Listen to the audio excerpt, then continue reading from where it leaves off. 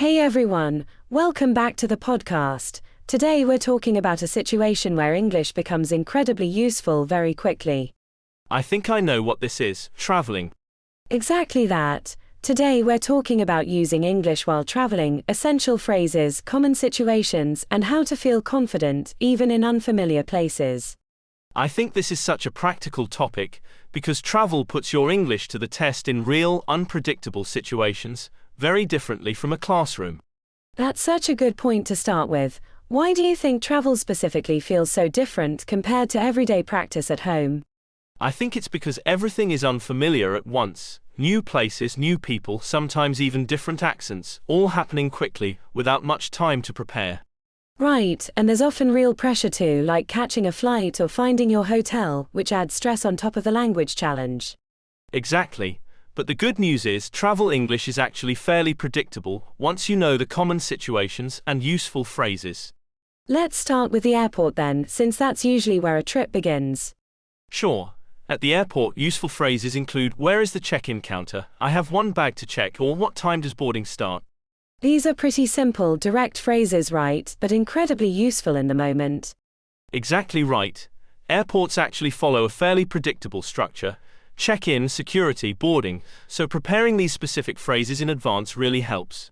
What about during security checks specifically? Are there useful phrases for that situation too?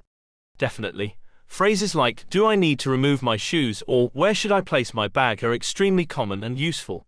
So knowing these small specific phrases really reduces stress during an already busy, sometimes confusing process. Exactly right. Familiarity with the process, combined with a few key phrases, makes airports feel much less intimidating overall. Let's talk about hotels now, since that's usually the next major stop after arriving somewhere new. Sure. Useful hotel phrases include, "I have a reservation under the name," "What time is checkout?" or "Could I get an extra pillow, please?" What if there's a problem with the room, like something not working properly? Good question. A useful phrase would be, "There seems to be a problem with," followed by describing the specific issue, like the air conditioning or the shower. So learning how to politely describe a problem is just as important as learning how to check in smoothly. Exactly right. Problems happen occasionally, so being prepared to communicate them clearly and politely really helps. Let's talk about asking for directions now, since I imagine this happens constantly while traveling. Definitely. Simple phrases like, "Excuse me, how do I get to?" or "Is this the right way to?" work perfectly well in almost any situation. What about understanding the directions someone gives you in response? This is actually a common challenge. Learning key direction words like "turn left," "go straight," or "it's on your right" really helps you understand quickly. And if you don't fully understand, is it okay to ask them to repeat or slow down? Absolutely. Simple phrases like, "Sorry, could you say that again?" or "Could you point please?" work perfectly well, and most people are happy to help. Let's talk about restaurants now, since food is such a big part of traveling too. Sure, useful restaurant phrases include, "Could I see the menu please? I'd like to order," or "Could we get the bill please?" What about handling dietary restrictions or allergies while traveling? This is really important. Learning specific phrases like, "I'm allergic to," or "Does this contain?" can genuinely matter for your safety, especially with serious allergies. So preparing these specific health-related phrases in advance is especially important, not just convenient. Exactly right. This is one area where clear communication really matters, beyond just general convenience. Let's talk about public transportation now, since navigating buses, trains, or subways can feel confusing in a new place. Definitely. Useful phrases include, "Does this train go to?" "How much is a ticket to?" or "Which platform do I need?" What about situations where you're not sure if you're on the right train or bus once you're already on it? A helpful phrase there would be, "Excuse me, does this stop at?" asking a fellow passenger for quick confirmation. So it's often about confirming information quickly from people nearby, rather than figuring everything out alone. Exactly right. Most locals are happy to help travelers, especially with a quick, polite question. Let's talk about emergencies now, since this is an important if less common situation to prepare for. This is really important, actually. Learning key phrases like, "I need help," "Call an ambulance please," or "Where is the nearest hospital?" could genuinely matter in a real emergency. So even though emergencies are rare, being prepared for that specific situation really matters. Exactly right. It's much better to know these phrases in advance rather than trying to figure them out during an actual stressful emergency. Let's talk about shopping now, since this is a common travel activity too. Sure, useful phrases include, how much is this? Do you have this in a different size? Or, do you accept credit cards? What about negotiating prices in places where that's culturally common? A useful phrase there might be, is that your best price, or could you offer a discount? Though this really depends on local customs and expectations. So it's helpful to research local shopping norms in advance too, alongside the actual language itself. Exactly right. Understanding cultural context often matters just as much as knowing the specific vocabulary.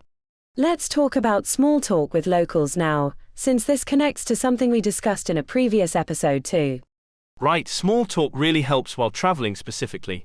Simple questions like, are you from around here? Or, what do you recommend nearby? Open up friendly, useful conversations. And this kind of small talk often leads to genuinely useful travel advice from people who actually live there. Exactly right. Locals often share insights and recommendations that you'd never find in a guidebook simply through friendly conversation. Let's talk about handling misunderstandings now, since these naturally happen sometimes while traveling. Definitely. If something isn't understood clearly, simple phrases like, I'm sorry, I don't quite understand, or could you explain that differently, work really well. So it's important not to panic or feel embarrassed when misunderstandings happen. Exactly right. Misunderstandings are a completely normal part of travel, even for confident, experienced English speakers. Let's talk about preparing before your trip now, since I imagine some preparation really helps reduce anxiety. Definitely. Learning key phrases specific to your actual destination and planned activities in advance makes a huge difference. Can you give an example of destination-specific preparation? Sure. If you're visiting a beach destination, learn related vocabulary like sunscreen, umbrella rental, or lifeguard. If you're hiking, learn different relevant vocabulary instead. So tailoring your preparation to your specific trip is more effective than generic broad preparation alone. Exactly right. Specific, relevant vocabulary feels much more useful and memorable compared to studying random, unrelated words. Let's talk about using translation apps now, since technology plays a big role in modern travel too. Sure, translation apps can genuinely help, especially for reading signs, menus, or unfamiliar written information quickly. But should learners rely on them completely instead of practicing actual English themselves? Not completely, no. Apps are great for quick occasional help, but relying on them for every single conversation actually slows down your own learning and confidence. So it's about finding a healthy balance, using apps as a backup, rather than a complete replacement. Exactly right. Try speaking yourself first and use translation apps mainly as a helpful backup when genuinely needed. Let's talk about accents now, since travel often means hearing English from many different countries and regions. This connects to something we discussed in a previous episode too. Traveling actually exposes you to wonderful variety in accents and speaking styles. So travel itself becomes a valuable form of listening practice, beyond just structured study. Exactly right. This real-world exposure genuinely strengthens your overall listening skills in a way that's hard to fully replicate through study alone. Let's talk about confidence while traveling now, since I imagine unfamiliar situations naturally create some nervousness. Definitely. Remember that most people you meet while traveling are genuinely friendly and patient, especially with visitors making a clear effort to communicate. So the fear of judgment, which we discussed in a previous episode, often applies here too, but usually isn't very realistic. Exactly right. Most locals appreciate travelers trying to communicate in English, even if it's not perfectly fluent or completely accurate. Let's talk about keeping a small phrasebook or notes now as a practical backup tool. Sure, this is really practical advice. Keeping a small notebook or a simple notes app with key phrases specific to your trip provides useful backup if you ever feel stuck. So it's a simple, low-pressure safety net for moments when your memory momentarily fails you.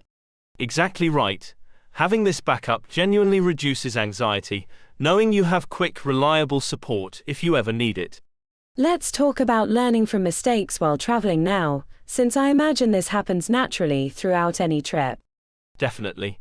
Every single conversation, successful or not, teaches you something new, whether it's vocabulary, pronunciation, or simply confidence. So travel itself becomes a powerful immersive learning experience beyond just structured practice. Exactly right. Many learners actually report significant improvement, specifically after traveling, precisely because of this constant real-world practice. Let's move toward wrapping up today's episode with some final practical advice. Sure, I'd say, view travel as an exciting opportunity to practice, rather than a stressful test of your English ability. So shifting your mindset from anxiety toward genuine curiosity and excitement really helps overall. Exactly right. Approaching travel with curiosity instead of fear makes both the language practice and the overall trip much more enjoyable. That's such an encouraging practical message for our listeners today. It really is. All right, I think it's time to summarize everything we've discussed today for our listeners. Great idea, let's go through the main points. First, prepare specific airport phrases in advance for check-in, security, and boarding. Second, learn key hotel phrases, including how to politely describe problems with your room.